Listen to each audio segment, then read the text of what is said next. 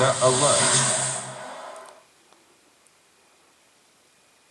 Good morning, you're watching Sky News Weather. Here is the latest on Tropical Cyclone Debbie, a Category 4 system, the strongest in decades to hit that central part of the Queensland coast, including the Proserpine, Bowen, Eyre region. We're not expecting the worst of the weather as far north as Townsville, although they're still certainly included in the cyclone warning. It's a relatively small system by global standards. You can see that massive thick cloud. Its radius is less than 300 kilometres. That's average for the Queensland coast, but we do see much larger hurricanes and typhoons in the northern hemisphere. You can make out the eye there, that little clear spot right in the centre, which is always an indication of a very intense tropical cyclone. Now, preparations started even over the weekend for the Queensland coast. This system is very slow moving. Gale force winds developed on Monday. We've had well over 24 hours of gale force winds now across the Whitsunday Islands, and destructive winds have developed this morning along the central part of the coast. Proserpine's just had a gust over 110 kilometres per hour. Trees have come down already in Mackay this morning, where their gusts have been close to 100 kilometres per hour, and Hamilton Island has had gusts over 190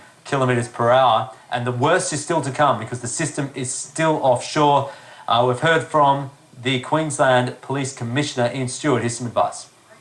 The structural damage could be quite severe because of that length of time that structures will be simply pounded by these high winds. And of course, it's not just the wind, it's all of the rubbish and flying debris that comes with it. That's what causes the damage. So that's why it's so important for people to stay bunkered down, stay safe, surround themselves with mattresses, pillows, whatever it is that they need to protect themselves in this situation.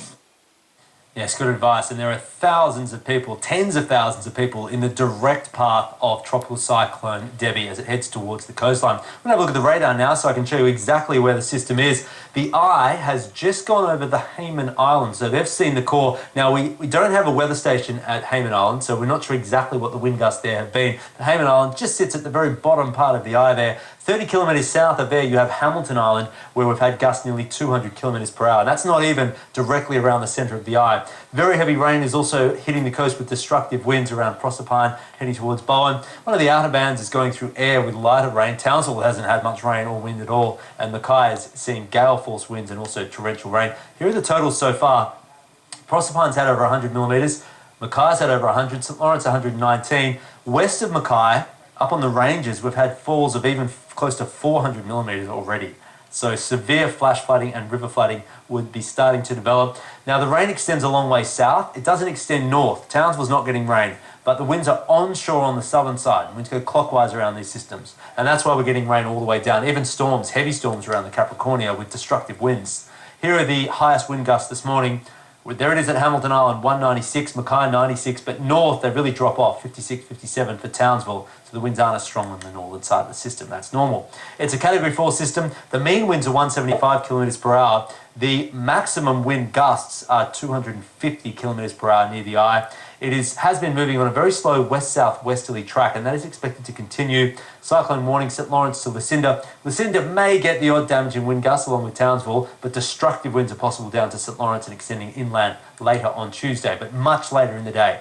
At this slow movement, it will take 8 hours just for the eye to pass, including the eye wall, where the strongest winds are. We're looking at over 10 hours passing through. So even tonight, you go to 7 p.m, 8 p.m. tonight, the system's still perhaps a Category 3, just inland from that central part of the coast. Now, the actual exact location of landfall, it still could be as far north as Eyre or down to Midge Beach, which is just south of Proserpine. But Bowen, Proserpine, you're essentially taking a direct hit from this system. Yeah, bunker down, and you'll have to stay bunkered down for a long time.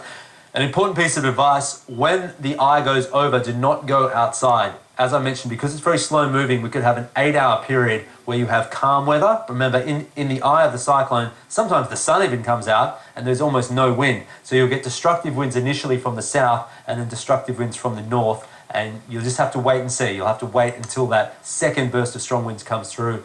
Only venture out when it's the all clear and the system has moved well inland and is weakened.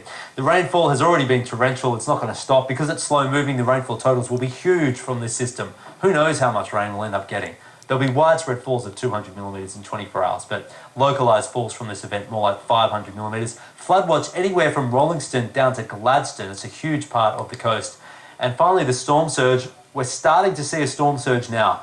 The water level's rising. We had a low tide before sunrise. High tide's due at 9, 10 a.m. local time, so in a couple of hours' time. And it's on the southern side again where you have the worst of the weather because that's where the winds are onshore. So Ayr to St Lawrence is where we're expecting that significant storm surge with the water level easily above the normal highest tide of the year. And we'll keep you updated on the system right through Tuesday.